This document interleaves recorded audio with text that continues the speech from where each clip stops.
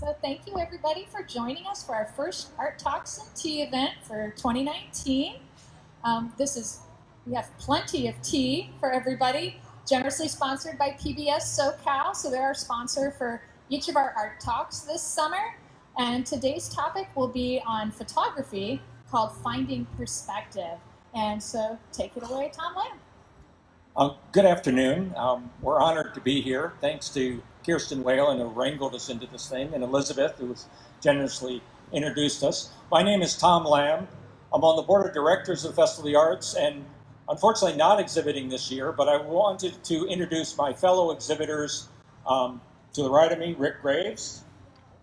Rick, just say hello, and you're exhibiting here someplace on the grounds, right? Yeah. Hi, so I'm in booth number 55. I've been here, this is my 12th year. Super excited to be here again. And yeah, I do some kind of strange photography that's kind of unique. So we will share a little bit about that later. Good afternoon, thanks for being here. I'm Jacques Garnier, I'm in booth 123. Also doing new stuff this year that has an environmental impact issue to it. And we'll be talking about how we got to where we are today as the afternoon progresses. Hello everyone, I'm Jeff Rovner. I am here for the third year, and I am in booth 47, sandwiched between the lovely Molly Hutchings and the equally lovely Mitch Ribbon. Thank you for that pitch there, that's good. Someone asked me how long I have been exhibiting here. I think it was close to 30 years, but I'm not, who's counting? As photographers, you know, people get hung up on what kind of cameras we use or what kind of film or what kind of we do. You know, we capture images, we make pictures, but, you know, sometimes we get stuck in a box.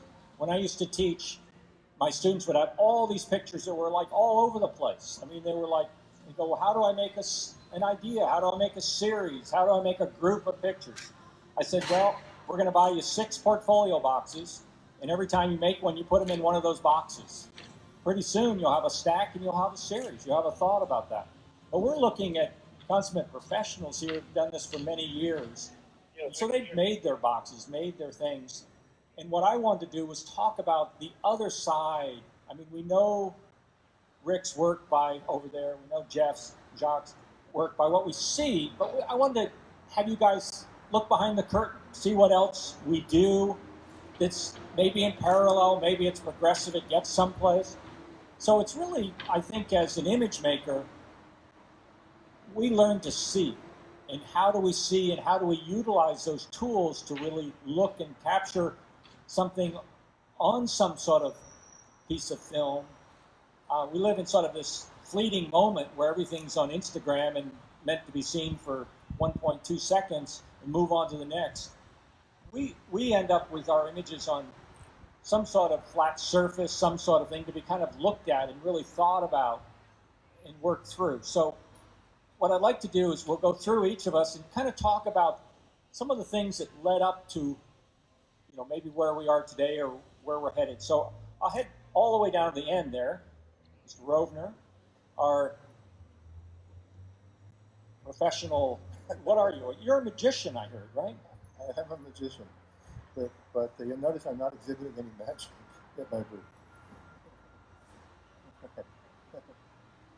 No, I think when you see an artist here, when I see other artists here, their work seems inevitable. Like, of course it's here, and of course it was always in the form in which we see it.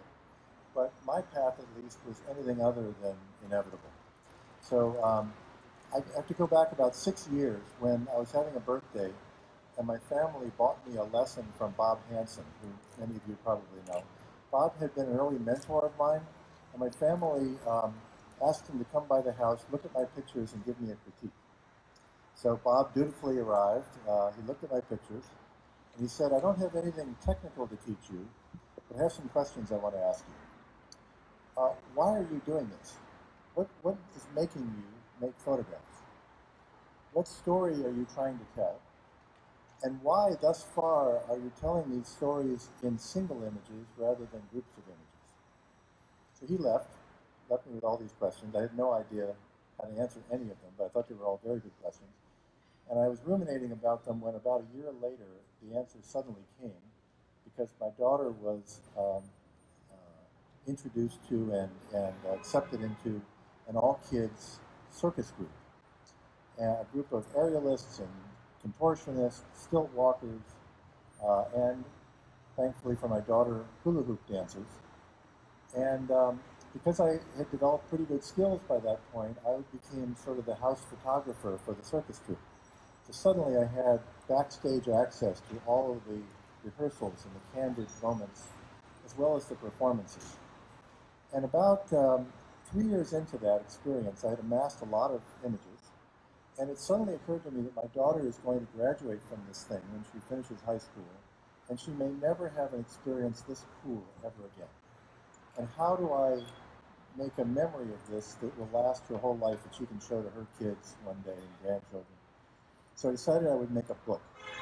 And the book would tell the story of the troupe and would be something that each of the kids would have. So I created this. This is my book. And fortunately, I got the co-founder of Cirque du Soleil to write the foreword. And it has a lot of candid shots in it. Just moments where the kids are interacting with each other. And for the back of the book, I created these performance portraits where each child could do the skill that they were most known for in the perfect form, and we could memorialize that at the end of the book, including my daughter here with her hula hoops. So I produced the book. The kids, loved the book. And then a friend in Laguna here said, you really ought to show these performance shots to the jury and try to get into the festival. I thought this was a crazy idea. I'd never exhibited photography. Went ahead and submitted them, and lo and behold, to my shock and delight, I came to be here. So I became known as the circus photographer 2 years ago in my first year. And then when I was invited back, I was trying to think, how do I follow this? I don't want to be a one circus pony, And I had just returned from a wonderful trip to Myanmar, Burma, where I became fascinated by the monks in their monasteries and captured those. And I guess I should show my visual aids here.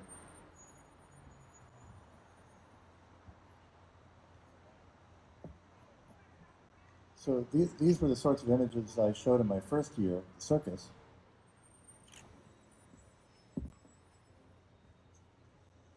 And this is the sort of image, it looks so much better the other way.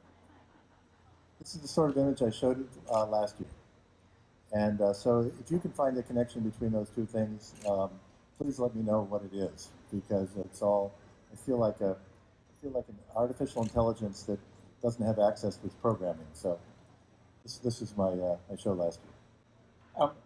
What's incredible to think about, a lot of times we see the tip of the iceberg of our work. We have, a lot of depth in all of these series that people never will probably see. And we sort of kind of distill up a group of images that we think that kind of are symbiotic. But a book, a project like that can actually show more images, can kind of put together a bigger series. I mean, Jeff was focused on showing work here, and 2 years ago, Jeff goes, my wall's so small, I can only show 4 pictures. I said, what about your book? And all of a sudden, you can create a dialogue and a narrative. And I think a lot of what we do is narrative. I'd like to turn to Rick now. And Rick has kind of like a different, we have these projects, these kind of things that we have to work on. Rick, what's your story here? Yeah, so, the beginnings of photography for me was a solution to trying to fit in to the crowd in Huntington Beach. So when I was in high school, I moved downtown Huntington Beach, and I was learning to surf. And if you didn't surf well, then you weren't part of the in crowd. So I kept trying to fit in, and I just couldn't quite fit in. And then I went to a surf contest, and there was a camera sitting on the ground. And I asked if I could shoot some pictures of the surfers. Started shooting some pictures of the surfers that good surfers in the water, the friends of mine I was going to high school with. And all of a sudden, everyone's paying attention to me. Did you get pictures of me? Did you get? And I realized that's my in to start to sort of be in the in crowd. So that was how I got into photography. So, but just sitting on the beach and shooting pictures with a telephoto lens, that's not me. I had to take it to the next level. So what I did is I started building water housings. So encasing a film camera into a plexiglass box, and I would build that in my garage with my father's help, who was an engineer. And then, so I'd swim out in the ocean with a camera and some fins and shoot surfers from the water perspective. And then that kind of led me to go to Art Center College of Design in Pasadena, which was the best thing that I ever did, absolutely. And I realized that really I'm all about motion. Action photography was my specialty. So I moved into the, since growing up, my dad being an engineer, and we were really into cars and motorcycles. I raced motorcycles when I was really little. And so really, things that moved really got me excited. So I knew that that was where I needed to go. So I got into car photography. And so I spent, well, I'm still doing this type of work. And this is what really is exciting for me, is coming up with ideas to create a motion picture as a still. Well, then I transitioned into video. So now I make films in motion of a lot of car racing, stuff like that. So just a quick little, so this picture was done before digital photography came around. So this is actually a flying dune buggy in the air with a pivoting arm that I triggered as I was in the vehicle. Riding in the passenger seat. So it was on a air-driven ram, they call it an air ram, but it pivots very quickly in the air into a position where the camera would be looking under the vehicle as we're flying through the air, and I'm triggering it with a button. So this is actually a real photograph, no Photoshop. And then this one down here is actually a rig shot where there's an arm attached to the Porsche, and it was shot in Austria, and I'm actually rolling backwards about probably 1 mile an hour with a 10-second exposure to create the motion. So a lot of what I do is solving problems, coming up with ideas for how to show the viewer a feeling, or how to convey a feeling of motion. So that's what I'm about. You know, it's interesting. A lot of times, there are different types of photographers.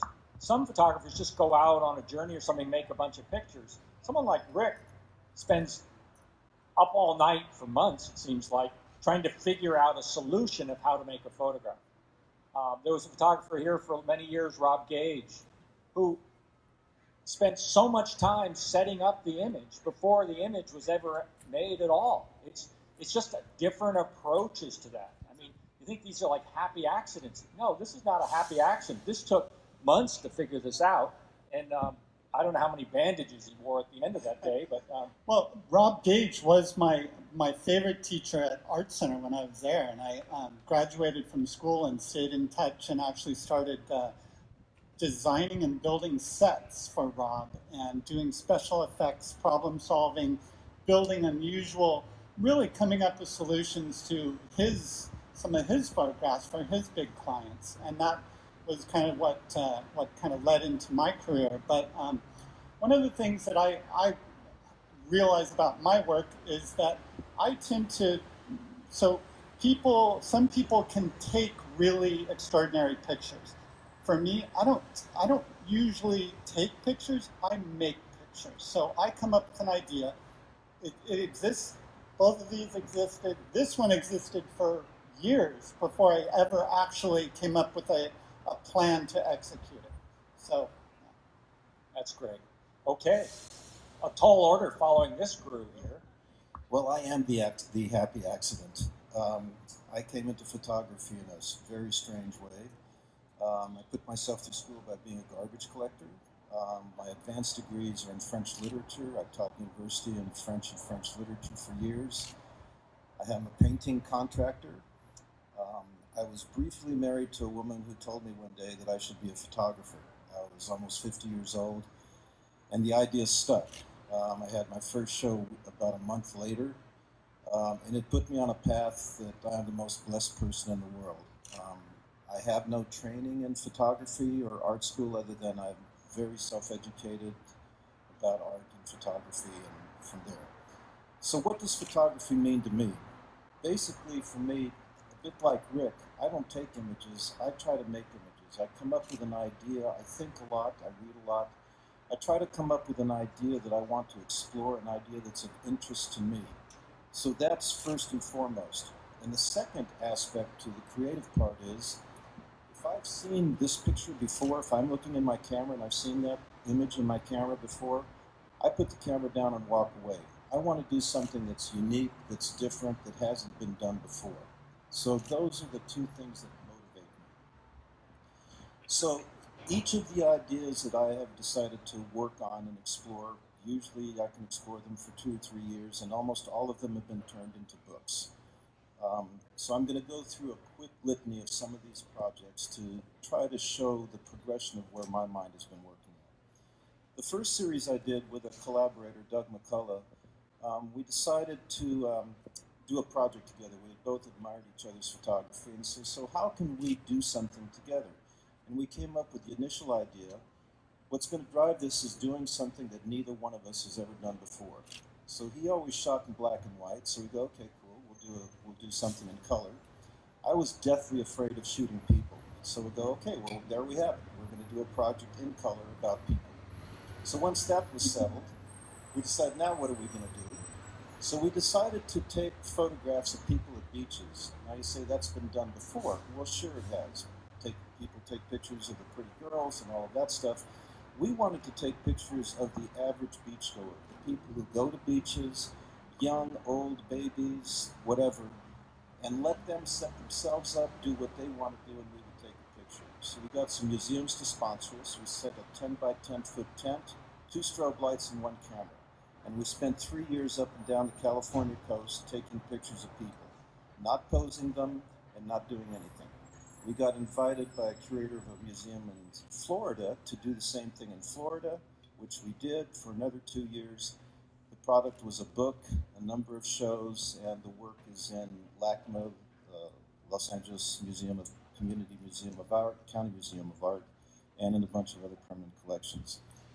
So that was the first big series that I worked on. While we were working on that, I got invited into a group of other photographers, local photographers, who got access to the El Toro Marine Base, which is about 15 miles from here. It had been shuttered down since 1996, and we started getting access to it. And the 6 of us decided to start doing a 15-year documentation on the El Toro Marine Base. Why did we want to do that? One is a recorded history. It's a 4,700-acre site with 1,800 buildings. It had been shuttered. Nobody knew what was going to happen to it. There was talk of it being an airport. Ultimately, they put the land up for auction to be developed and a great park to be developed. I won't go into the political aspects of that, but anyway. So we did a 15-year documentation, and what was the reasoning or purpose for that? Well, we wanted to preserve what was no longer going to be there. There's too much of what's going on in our lives that are being taken down and destroyed, and trying to preserve that, at least photographically, has always been of major interest to me. So we wanted to document land use, if the land was going to be used properly or not used properly, in this case sometimes abused. So we spent 15 years, this just ended. In the 15 years, we've taken over 500,000 photographs. Tom over here has been intricately involved in many parts of that project. We've had 32 shows, 2 books, and the clincher is that UCI has taken over all the archiving of all the work that we've done, so that all of this will be made public at some time, which was our initial intention. as part of this legacy project, this long-term documentation, we also did something else that was fairly unique. We had this wonderful idea one day of turning one of the flight maintenance hangars into a camera obscura, or a pinhole camera. And we made the world's largest photograph, both Guinness Book of Records. Okay? It's a long story. You can look on the website or go into a great picture and you'll find out more than you want to know about it. But we ended up creating a photograph that was 32 feet by 107 feet. And it has traveled the world. It's been at Art Center in Pasadena, when they still have the big hangar there. It's been in China at some major museums. It was at the Smithsonian for almost a few years back. While this is going on, so these were all collaborative projects, the 3 projects I just talked about. I'm always working on different projects at the same time. So while this was going on, I was intrigued by an article I had read in the LA Times about some desert shanties, basically teardowns, in the section of the Mojave Desert called Wonder Valley. And it's called Wonder Valley because you wonder why anybody would want to live out there. It's about 125 degrees in the summer. It's so hot there that lizards don't even want to go there. It's just a weird place that had all these 10 or 12 by 12 foot shanties out there. And that had been considered a blight on the environment by the people who lived in the area. And they were starting to be torn down. Well, the idea fascinated me, so I went out there. And I got fascinated. My wife didn't want to go with me on these excursions. But I spent 3 years photographing these shanties, trying to understand, one, why they were there in the first place, why people would want to move out there in the first place, and again, trying to preserve something that was going to no longer exist. Again, trying to preserve the past is something that's always fascinating. So what I ended up calling the series Second Chances, because after interviewing a bunch of people, I realized that the people who did live out there, the few people who did live out there, this was their second chance. They were outcasts, they burned their bridges. They could go to this place in the desert and be left alone. And this bottom picture here is the inside. This place was still inhabited.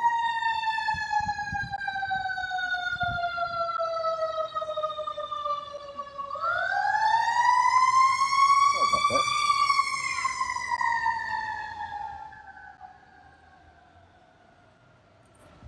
Some of these abandoned shacks had been squatted in. A lot of them had been squatted in. This one had been very recently squatted in.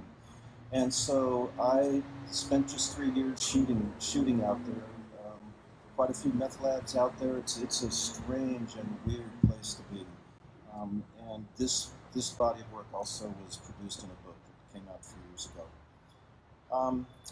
Then some strange shift occurred to me. I had always shot in color. I dream in color. I think in color. And for some reason, about 4 or 5 years ago, I got this bug that I was compelled for some reason to start shooting in black and white. And my whole process of thinking started to change at the time.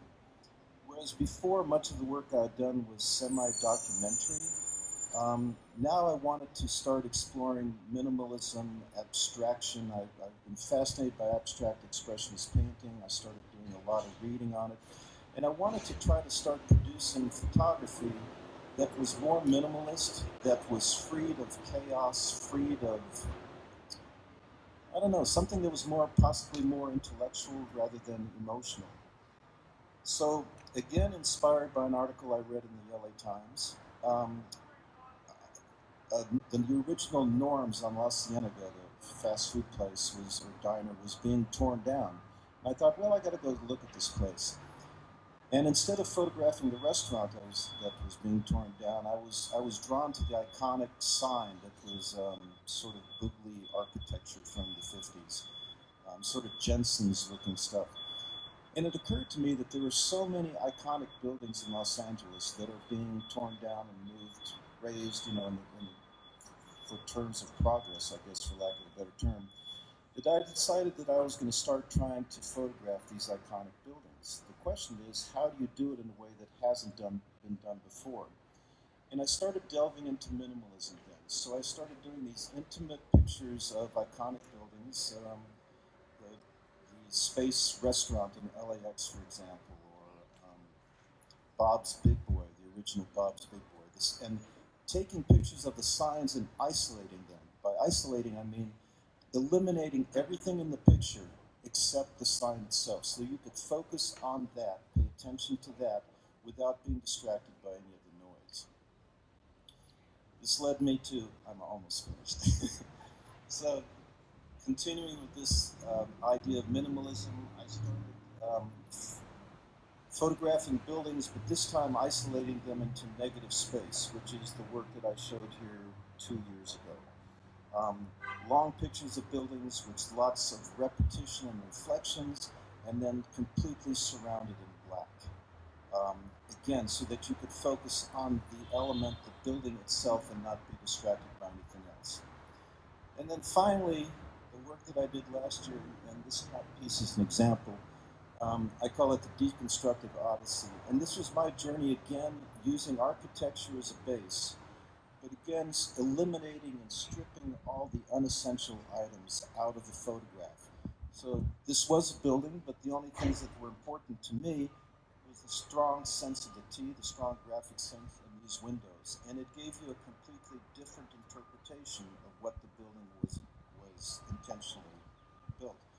In a way, it was trying for me to show people that there are new ways of seeing things. That we're so used to seeing things because you see them repetitively over and over again, that sometimes we need to look at things with different eyes, or at least I need to. And so that's what I explored with this body of work. And then from there, I went to an environmental work, which also is very minimalist, which is what I'm showing in my booth, and I'd be happy to talk to anybody about it later. That's our next stage afterwards. Well, I don't think Jacques ever sleeps. I think he's this 100-year career you have right there. Quite amazing.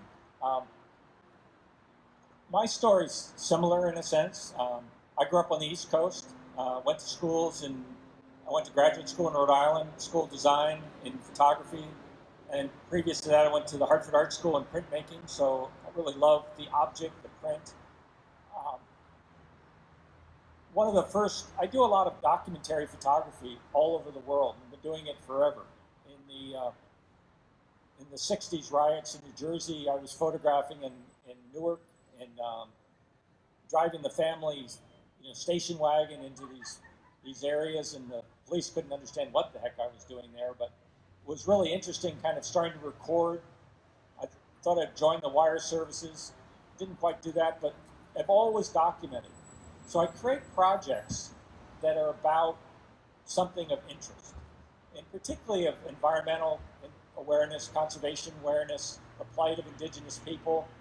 I've been fortunate in the last 10 years or so to work with the Tibetans, the Dalai Lama, and other Tibetans, particularly in exile and in Tibet, photographing all different, both culture and art and architecture that I've experienced there.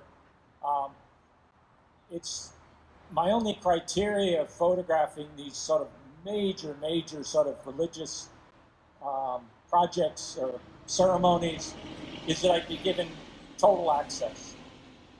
It's kind of like Jeffrey's in the Petite Shirt.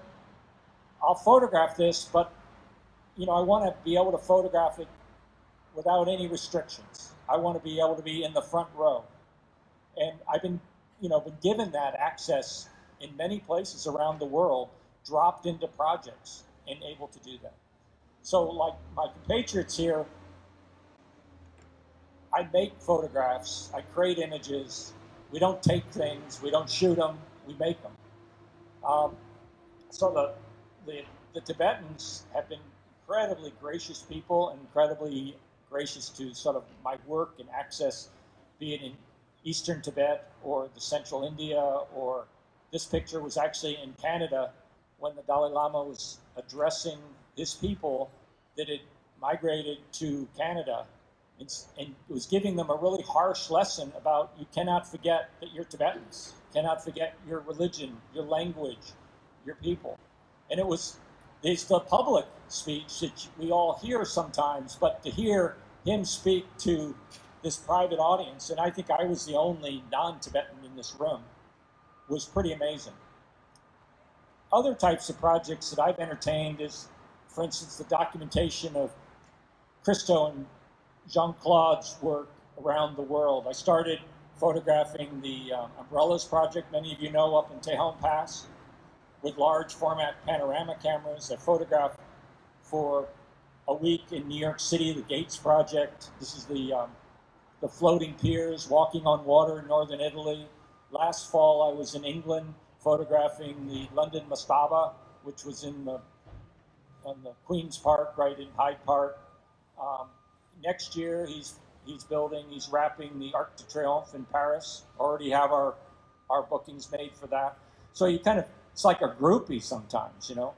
I send him a portfolio of wonderful photographs, and they get shown. But I think it's these kind of projects, this sort of documentation that's really interesting. I moved to Laguna Beach. I was hired. I moved from the highest mountains of Colorado, where I've been teaching probably 40 years of my life in photography. And I moved here and was hired by a landscape architecture firm. And I was made a partner. I was a partner in charge of visual design, I always said. Don't ask me to do your irrigation plans, but I documented many, many projects.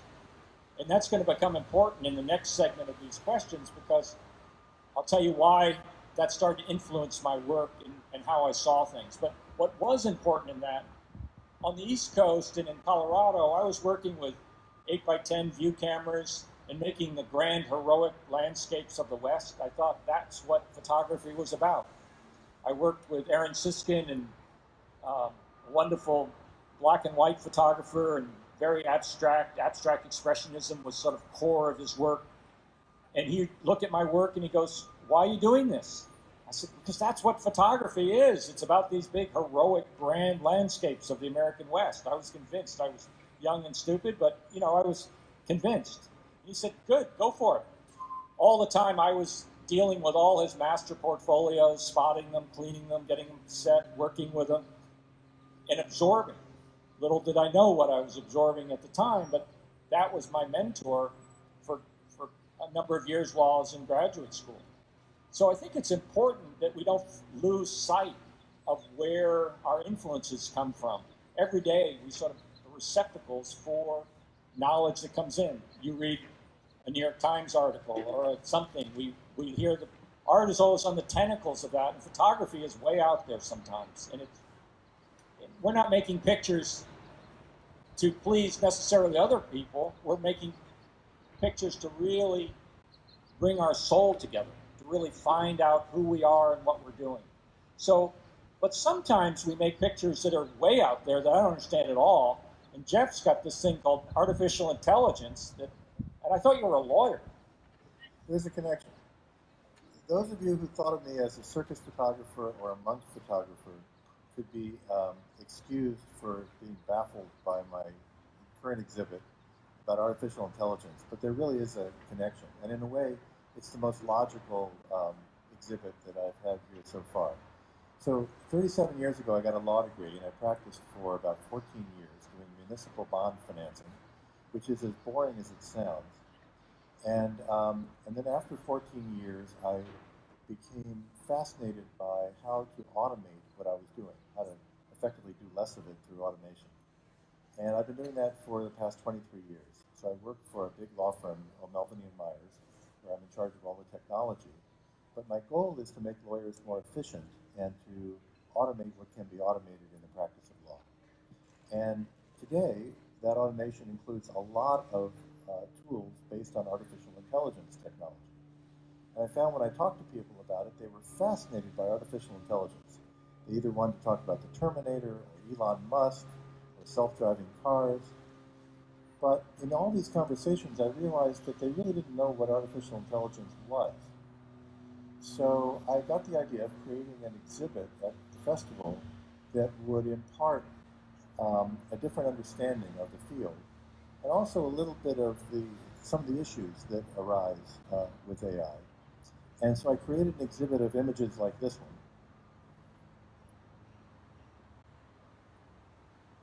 one. And I accumulated 6 vintage toys, each representing a different category of AI.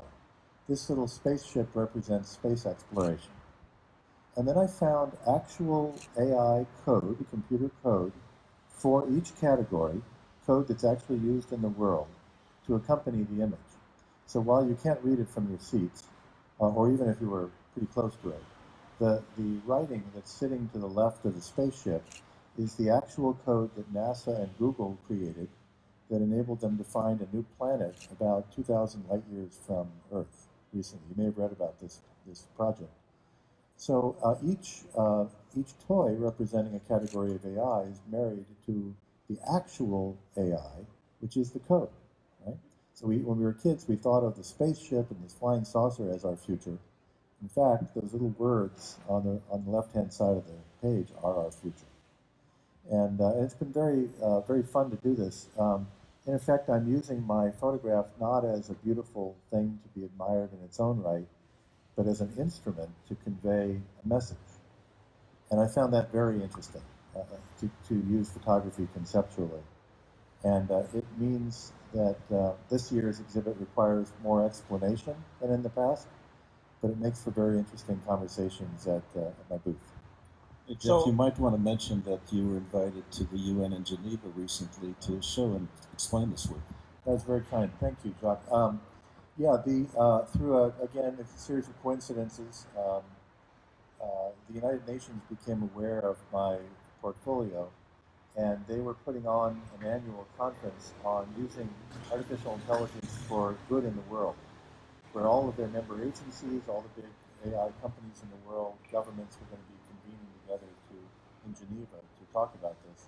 So they asked me to show this portfolio in Geneva recently in May, and I met the most amazing people.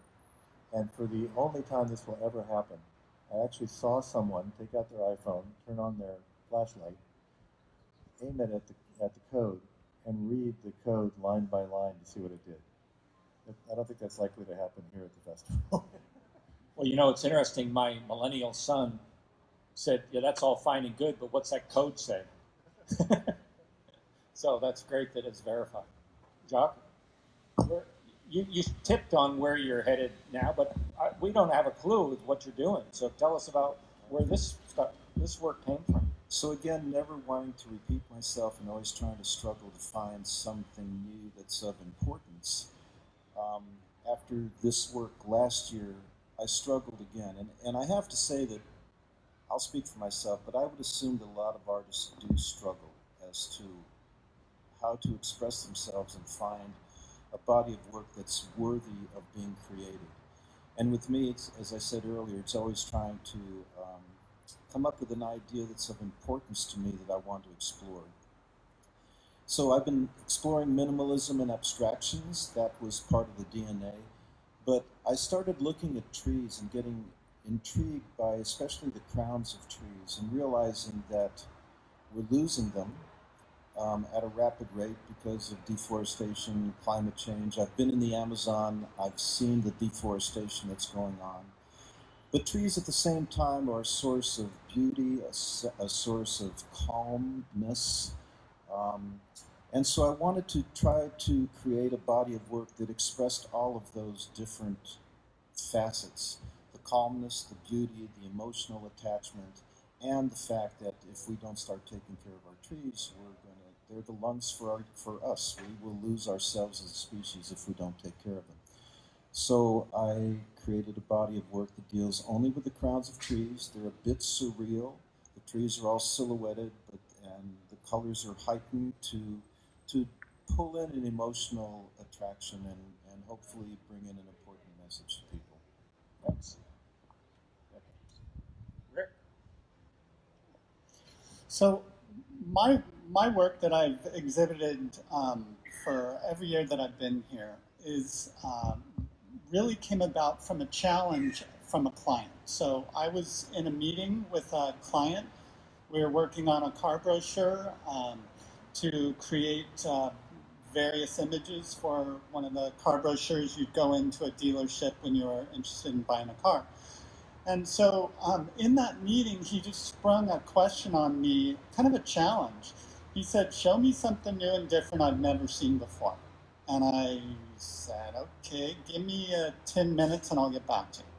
So I could really only remember, one thing kept coming into my head was that I'd read many, many years ago before I ever really thought about photography at all, was that there's really very few new things in the world. Look for something old and do something new with it. And so I thought that that was kind of my clue into trying to come up with a solution to this challenge. So when I had, before I had gone to school, to Art Center, I was at Orange Coast College, and there was a filter company that literally made a piece of plastic with a little slit cut into it, and it came with instructions that told you how to shoot this linear picture that was literally an entire roll of film as one frame. No frames on the roll. It just was a moving piece of film that you pointed it at your camera with this roll of film, that you rewound the film back into the canister with the shutter open and just pointed at a roadway with cars and see what you get. And so I shot 2 rolls of black and white film in probably 79. And I put those rolls of film away, and then I remembered that filter, that little piece of plastic with a slit cut in it and those 2 rolls of film. I pulled those out and got that plastic filter, put it on my camera, followed the directions, shot a couple rolls of color film, slide film, and it actually came out looking pretty interesting. And I pointed it at the freeway and got a couple of nice rolls that I showed the gentleman, the creative director at the agency, and he said, I've never seen anything like that. There you go. Okay, let's do that for one of our shots for this car brochure. So now I had literally 3 weeks to create a camera that could do this in a professional manner, as opposed to just rewinding it with your hand with a plastic filter, basically, with a slit in it. So that was the beginning of my journey, and I've never stopped since. Cool. So remember I told you I got hired by this landscape architecture firm. Well, I had a challenge of how do you photograph this thing? A lot of these guys set up these beautiful landscapes all over the world by looking like as if they're a painting. They're all seen from above. They're all drawn in plan view. They're never seen on the ground. So my answer to that was get in and get up in the air. So helicopters are great vehicles for that. So helicopters became my sort of base of my platform to make the photograph from. I'm behind the lens. It becomes, helicopter pilots are very good at, you're sitting right behind the pilot, you can move in, you can line stuff up. It's like playing 3-dimensional chess in the air. So it became my own space. I could do anything I wanted in the air. There wasn't anyone sort of telling me what to do. They just wanted the good pictures. So I did that. Well, you buy helicopter time in big chunks. And if you don't use it, you've spent it. It's like buying a pizza. What do you do with it? You throw it away, eat it, put it in the refrigerator, and it goes bad or something, right? Well, in a helicopter, it became my time. I had already made all the pictures a client ever could have wanted, and sometimes they're with me. But the rest of the time was mine to do whatever I wanted. So for 10 years, I flew over El Toro base photographing, because I was photographing the Irvine Spectrum area getting developed and built for one client. So that was great fodder for stuff. Now I've photographed all over the world from helicopters, and what I've done is started to make creative, abstract expressionist images. Well, so clients would buy these images, 40 by 60, they would love them. They said, I don't have any more wall space. So guess what? I said, what about your floor? So now we're making, and one of the reasons I have the summer off, I had to go to Nepal and orchestrate some carpets and things. These are made of wool and silk, made by some of the finest weavers in the world. They take about 4 months, 2 months, whatever. The first one we sold was 18 feet by 6 feet, Stern King Art Center in New York. I just made one last week, a commission that's 14 feet by 3 feet, and we call it the Runway Runner. And we've got some others in the works. So this is the smallest one I've made. It's sort of 5 by 8, something like that. 6 by 9 by 12. Those are all good sizes. The looms are 25 feet wide, so I can make a carpet 25 feet wide by length. So that's like a whole new thing. You'll have a chance to meet some of our artists in person. Okay, where Elizabeth, So please we meet need us your at the help. information desk at the main entrance in 15 minutes. We look forward to seeing you. Oh, okay, so Elizabeth said we have a few minutes to ask some questions. So why don't you field the questions for us? So if any of you have any questions, shout it out, and then I'm going to repeat it back in the microphone for everybody else to hear. Go ahead. The question was, where was the... This is the salt flats in South Bay in San Francisco. So the algae is the yellow, the mustard. The black is oil being eaten by the algae, and this is salt. So this is so the conservation method is that there are wetlands being restored. And the helicopter will inspire you as you appreciate this piece.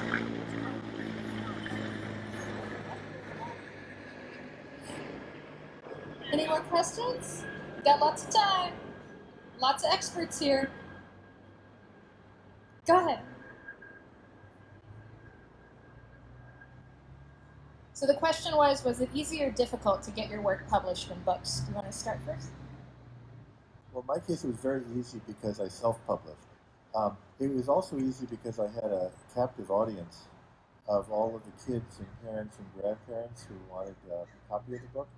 So very simple. Had I actually tried to publish it through a publisher and I made some inquiries, it would have been very difficult. Photography books, and particularly fine art photography books, are kind of a challenge to publish these days. Yeah, if I can piggyback onto that, I've self-published 3 books, and I've had 3 books published by major publishers. It is really difficult. It's really expensive. And the problem with all of it is distribution. That's always the big problem. So you can have a stack of books, but how do you get rid of them?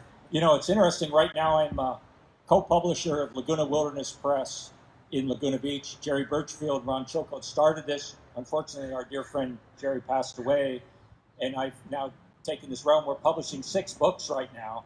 I'm not even publishing my own book there. It's distribution is really a key. I mean, you can publish books, but how are they going to be distributed? That's always, I think it's more, and the question really is, how does the book get distributed, not how to publish a book. It's not difficult to publish a book, it's how do you distribute it? So that's really the question. Okay, back to the question. Elizabeth? Go ahead.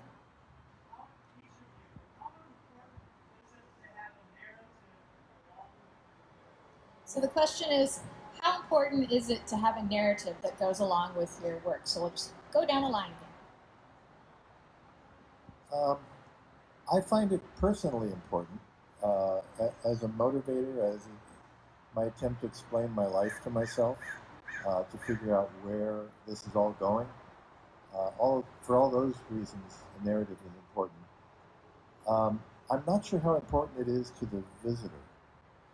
Some visitors at my booth want to hear the story, and a lot of them are just want to see the art. And there are 140 of us, and a lot of booths to see. But I think I do it more for myself than for others. I think, Pat, the answer to that is, why does one create art to begin with? If you're creating art for yourself, which is what I do, I think there has to be a narrative. The narrative is, what issue are you trying to explore? What are you trying to say? You're not doing it for someone else. You're doing it for you, so you can get to the depth of whatever that issue might be. So, is that what you mean by a narrative? Okay. Essentially. See, now the other aspect of narrative is to have a narrative at your booth, or where you're explaining everything you're doing. And I personally have a hard time with that. I'd rather that the work has enough obviousness in it that whatever narrative that the artist is trying to project comes through. If it comes through, then it's a successful piece of art. If the narrative or what your idea or concept that you're developing isn't evident in the work, then maybe it's not so successful. I need to modify my answer, Pat, because you said intention, and this is actually something I'm kind of wrestling with now. I think after a body of work has been produced, it's easy to look back, find the commonalities, see the intention that must have been there, after the fact. Before the fact, it's not always apparent or even desirable. So I think one of the risks of becoming a photographer who exhibits is becoming so intentional, thinking in terms of the next exhibit, that you're not introducing the serendipity of just finding things that are moving and capturing them and looking for the intention later. But then why would you worry about creating work for the next exhibit rather than creating an interesting body of work? Sure. No, I think that's always better. So for me, I tell stories in motion. So I make films, and telling a story, having a narrative is vital to that aspect of my life. For my work, really, I like to come up with an idea. I oftentimes clients or just visitors come and say, "What would it look like if you shot this?" And so for me, a lot of my work that I exhibit here or that I shoot with my long format camera system is more of just is play and experimentation. I just want to see how motion will be sort of captured with this camera system.